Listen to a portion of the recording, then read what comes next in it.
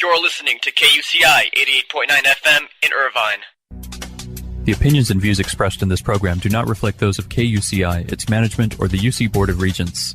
To find out more about this talk show or other talk shows broadcasting on KUCI, log on to our website at kuci.org or check out the latest program guide.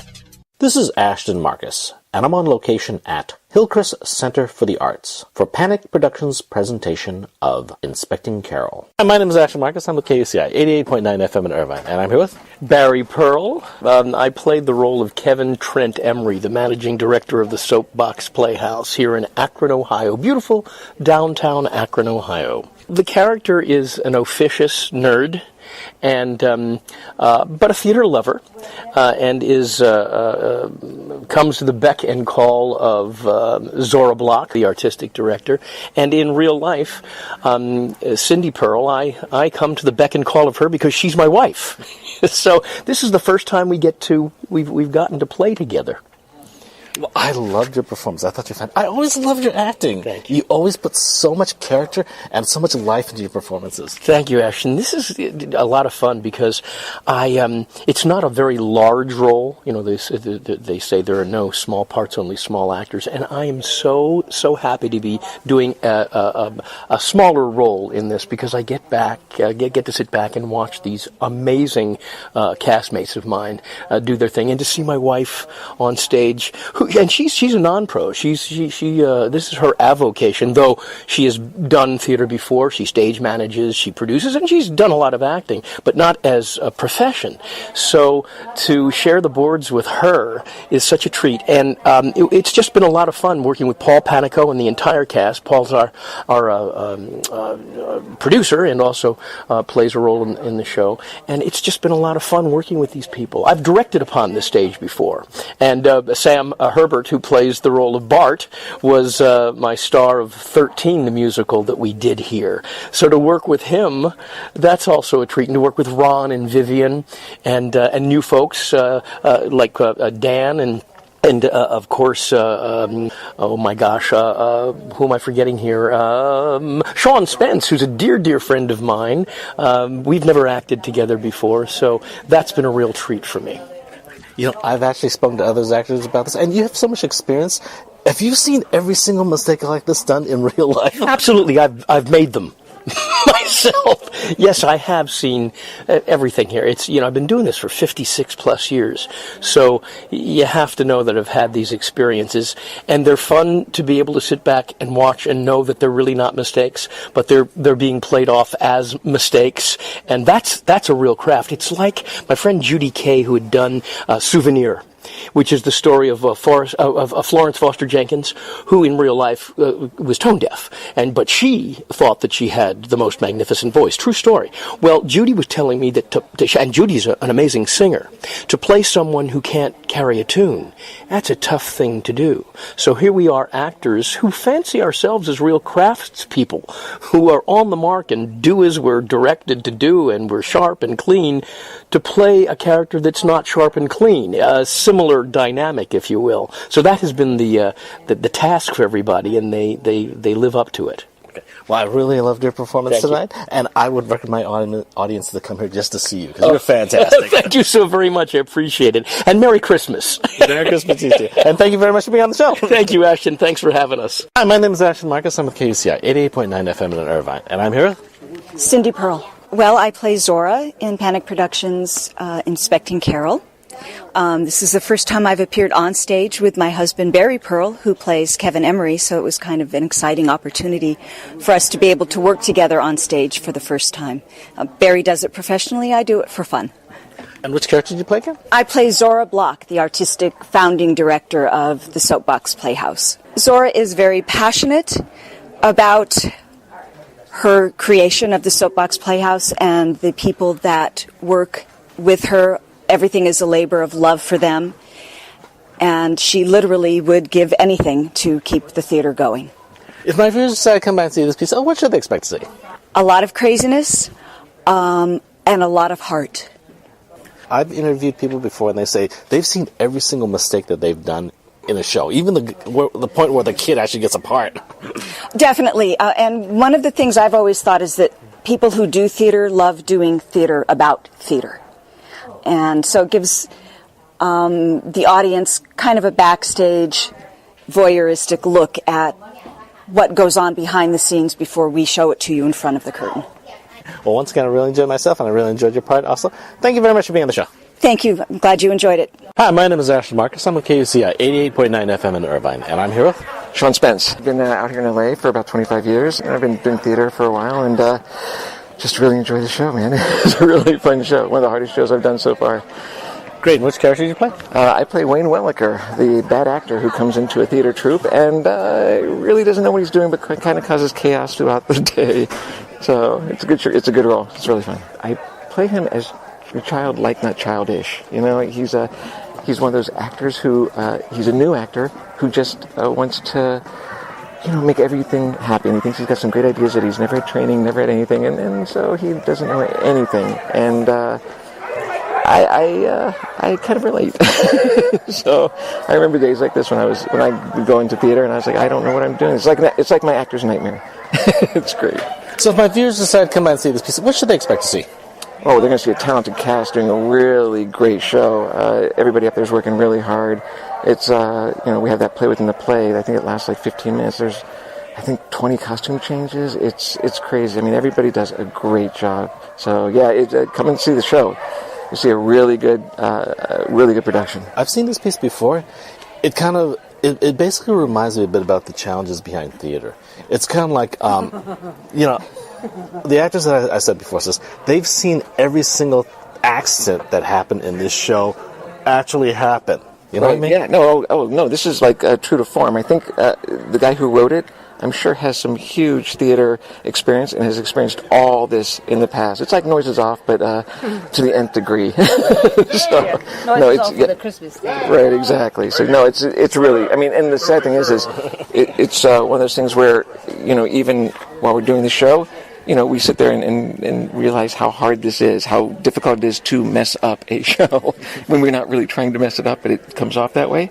So, yeah. No, but it's fun, though. Everybody's so professional here. It's really, they did a great job, so. Okay. Well, I really enjoyed myself now. I really loved your acting, too. You really carried your part. Really, because, again, you were kind of the through story for the entire show. Yeah, well, I'm the newbie, so kind of, I'm the cog I'm the wrench in the system. Sort of just throws everything into chaos. So yeah, it was fun though. It's fun. Once again, I enjoyed myself tonight. Thank you very much for being on the show. Well, thank you very much. I'm glad you enjoyed it. Hi, my name is Ashton Marcus. I'm with KUCI 88.9 FM in Irvine, and I'm here with. I am Ron Rizak. I play Phil Hewlett in this play. I've been acting for about 40 years. I got here in 1969 to California, and I haven't counted the number of plays I've done, but every play that you do is always a great opportunity, and this one is no different. Great. And which character did you play? Phil Hewlett. Phil's a nerdish, obsessive paranoid. That's what I think of him. Great. If my viewers decide to come by and see this piece, what should they expect to see? A lot of laughs, a lot of humor, a lot of farce, and hopefully they leave very well entertained. Yeah. I've interviewed actors before about this piece, and they say they've seen every single mistake of this actually really happen in real life. Oh, no, I can't be one of those. I don't think I've seen everything that happened in this play in real life. Well, I really enjoyed myself tonight, and I also enjoyed your acting tonight. Well, thank you very much, sir. Thanks for coming. Thank you very much for being on the show. Bye-bye. Inspecting Carol will be playing at Hillcrest Center for the Arts from September 7th to September 23rd. For more information, go to www.panicproductions.org. This is Ashton Marcus, and I'm on location at Ensemble Studio Theater, LA, for the premiere of Lost in Time. Hi, my name is Ashton Marcus. I'm with KUCI 88.9 FM in Irvine, and I'm here with Kevin Comartin. I play Danny in the show. I'm one of the co-artistic directors of the company, and the whole show's been a great experience. So it's been a great experience for all the rehearsals and everything, and it's so nice to finally put it together in front of an audience. So thank you for coming. Okay, which character do you play again? I play Danny. Danny's a really interesting guy. He obviously doesn't know what's going on because he wakes up one day back in grad school after living a very long life. So it's a lot of fun for me personally. I get to play around a lot, it's just been a great experience working with Keith and the terrific cast. My thoughts of Danny is that he's actually an observer. He's a victim of his circumstances. Whatever happens to him, if he is given this great job, he goes with it. It lets it control him. He doesn't control the situation. It's not like saying, no, I want better. I'm going to change it. I'm going to make it better. He seems to be a person who basically allows things to push him along.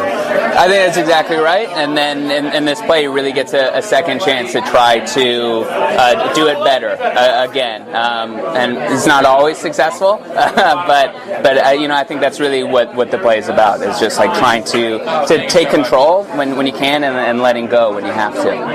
Yeah, if my viewers decide to come by and see this piece, what should they expect to see? It's a really it's a play with a lot of heart. It's got some really funny moments, some really heartfelt moments. It's really a play about like nostalgia and love,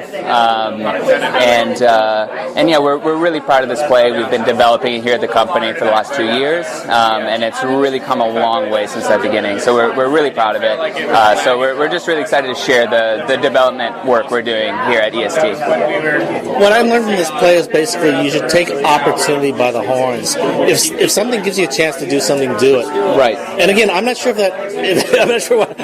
why that is, because now I'm going to time travel and that. Right. But I just felt that from the play. Well, I think that's kind of what makes the play poignant to this moment, because a lot of people around the country are really looking backwards, and they're trying to get back to a time that they thought was better than now. But I think if when you go back, you realize that A, that time wasn't really all that great, and B, we only have right now, so we should be living in the moment and looking forward maybe a little bit. Okay, well, I really enjoyed myself tonight. Really enjoyed your character also. Thank you very much for being on the show. Oh, thank you so much for coming. It's a pleasure talking with you. Hi, my name is Ashton Marcus. I'm with KUCI 88.9 FM in Irvine. And I'm here with... Hi there, I'm Tara Pollack, and I played Gwen. I've been a company member here at ESTLA for 4 years now. I'm a graduate of the USC MFA program, and I've been in California for 14 years, but I'm originally from McKinney, Texas. Great. And which character you play tonight? Oh, I played Gwen tonight. She's a tricky one. I have, in the process of developing Gwen, I've realized what a sense of humor she has, and also how conflicted about her love situation she is. Without giving away too much, I just was really connected to her struggle between true love and following her word. Yeah, this reminded me a little bit about H.G. Wells, obviously time traveling a little bit, but also reminded me of, you have to take life by the horns. Whatever life gives you have to take the best opportunity. You just can't wait for circumstances to push you around left and right. Absolutely. That's one of the things I love about the play, is it reminds us to live in the moment, to trust our gut, and to really go towards what we believe in, because if you're just living because of what you said or your word, you're wasting your time. If my viewers decide to come out and see this piece, what should they expect to see? Ooh, I call it a romantic dramedy. It's got all kinds of levels. It's a lot of fun at moments. It's really heartbreaking at others, and I think there's something in it for everyone. Well, I really enjoyed myself tonight. I enjoyed your performance also. Thank you very much for being on the show. I'm so happy, and it was lovely to meet you. Thank you. Hi, my name is Ashton Marcus. I'm with KUCI 88.9 FM in Irvine. And I'm here with... Yeah, my name is Janis Joplin. I played the part of Robert in Lost in Time, and I'm from Seattle. Just happy to be on stage again. So, which character are you playing again? I play Robert, who is Danny's roommate. He's just a fun-loving guy who's kind of along for the ride with Danny, and he's kind of the comedic relief throughout the show, and he's just a real fun character to play. He's kind of a likable character in general. Yeah, I really like the way he played. Very light, because again, the topic was a bit heady. You know what I mean? It was really how should I put it? It talked a little about string theory and all that. So again, it could have gotten a little boring, but you gave it a bit of a nerdy kind of light, kind of comic relief. Yeah, it's Robert's an interesting character because he's the comedic relief, yet he has some really important scenes where he really kind of lays it out for the audience of what's going on in kind of in layman's terms. So while he is a comedic character, he still has some really important information that he has to get across. So it's a fun, interesting dynamic to play into that. Yeah, if my viewers decide to come by and see this piece, what should they expect to see? Prepare to have just a fun time. a fun play that has some really meaningful moments as well as some very funny moments. And just, there's a lot to think about after the play. Yeah, I'm not sure what I learned from this thing. I really enjoyed it, but again, I'm not sure what I learned. Maybe live for the moment, maybe not think too much about it, maybe learn from your past. I'm not sure. What are your thoughts on that? It would absolutely be to live in the moment, because you don't know when things could change, Live every day like it's your last, because obviously you're not going to be able to go back in time like Danny's character is able to, so live it up while you can. Okay, well, I really enjoyed myself tonight. I really loved your character. Thank you very much for being on the show. Thank you so much. Have a good night. Thanks for coming. Hi, my name is Ashton Marcus. I'm with KUCI 88.9 FM in Irvine. And I'm here with Tanya Cornelisi. I played Amy in Lost in Time. Amy, she is a beautiful disaster. I like her a lot. She's dangerous in a really good way, and a big heart, big old heart. I loved your character. I thought she was wonderful. She was full of life. She was full of quirk, full of angst, full of dark drama, full of tension. She was full of a lot of stuff. She was really full of it. She was full. I'm going to get wine. If my viewers decide to come by and see this piece, what should they expect to see? Just everything better, and everything gets better with age, right? It reminded me a bit of H.G. Wells. Huh? It reminded me a bit of H.G. Wells, traveling through time. Oh, cool, yeah, absolutely. Time traveling. Thank you. You're welcome. I love your performance. Thought you were fantastic. Thank you very much for being on the show. Thank you so much. Lost in Time will be playing at Ensemble Studio Theater, LA, from September 14th to October 21st.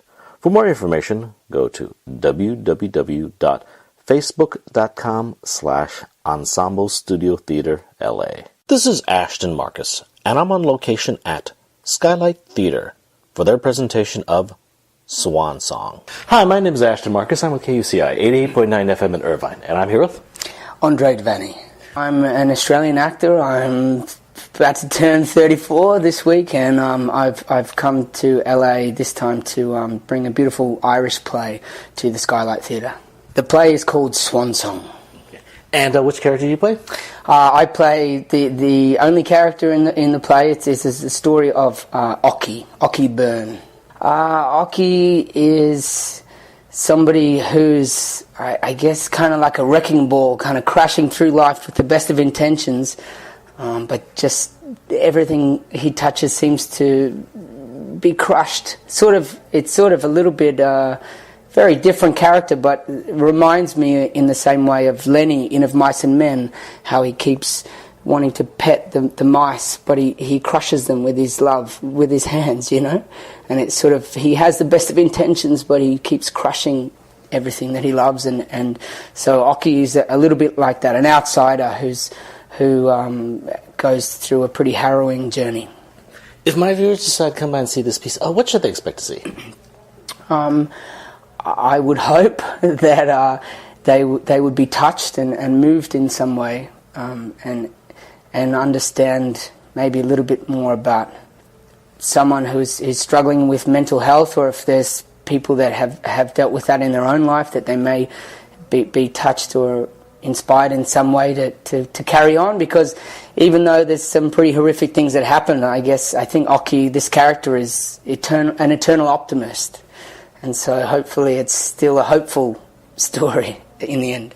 Well, I really love the piece. I love the way you dealt with it. Because, again, usually when you deal with people with disability, they're just glamorized. Like, oh, this person, even though he's disabled, they can paint beautifully, like miraculously. Or they can sing like Mozart or something. But, that's very unrealistic. And among this type of disability, I'm told that there's actually a fine line between mentally disabled and mentally ill, because there is a big difference. The law, obviously, if you're mentally ill, you belong in an institution. If you're mentally disabled, you belong with a social worker and all that. Mm-hmm. And that fine line between the two is kind of very blurry and all that. What are your thoughts on that?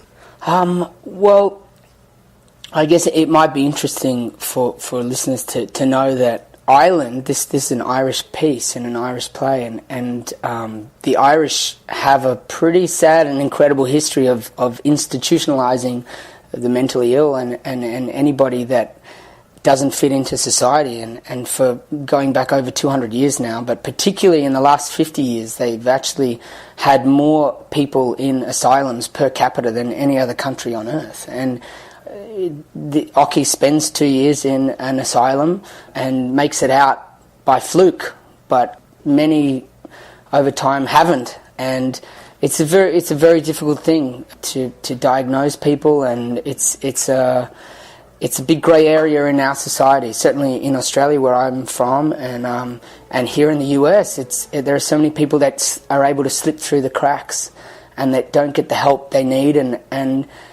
end up sometimes doing horrible things to themselves or to other people that may have been preventable.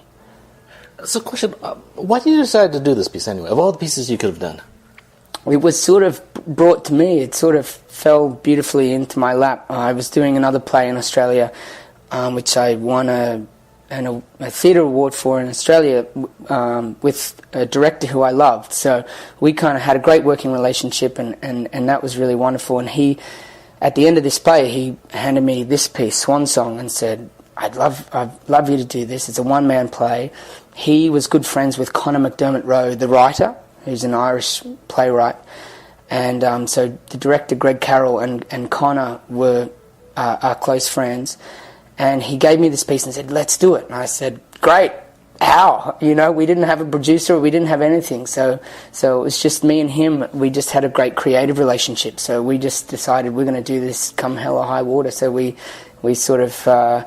We began. I began working on the dialect and on the piece, and I had about a 6-month head start, and then we had, in the end, only about 2 weeks rehearsals, and we put the show up as a late show at a beautiful theatre in Sydney, Australia, and then it was only for 1 week, and then got recalled. We did so well and had a great response, so we had a return season, and it's just kept growing and growing, and it's brought us here.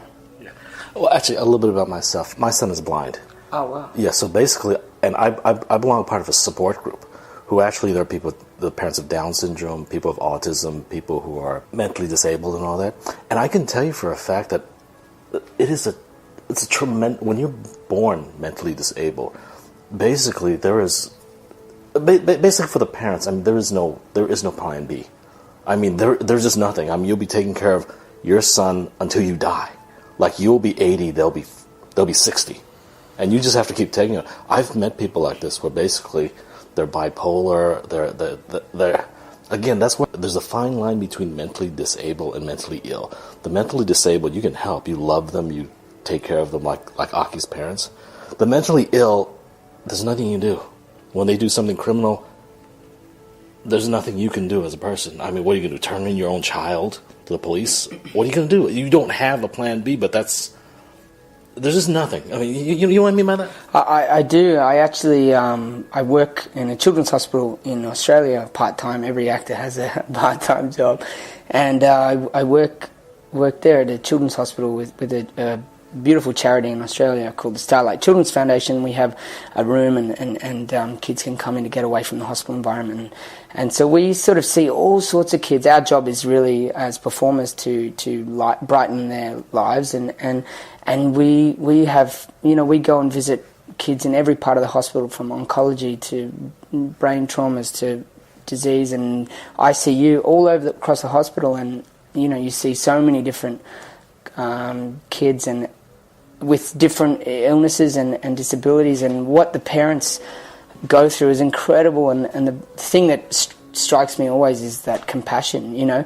And it seems to even, one thing that's, and this is a little bit off topic, but one thing that's always blown me away is to watch kids that have dealt with illness or disability interact with other kids, and often it's like they have a wisdom beyond their years because of, they're more compassionate because of what they've gone through and the way they've seen the world. And yeah, it's a pretty incredible thing. And like you say, it's a lifetime commitment, and that's huge. And then it becomes, when you're dealing with adults, it becomes and when there's anything criminal involved, it becomes very, very, very difficult in courts to decide what to do with these people. And there's a whole nother angle of that, in Australia, where we've had a lot of conversation around bail laws and things, because there are people that have been let out that are known to be violent and have mental illness, and they're let straight back out onto the streets, and then they maybe go and kill somebody, and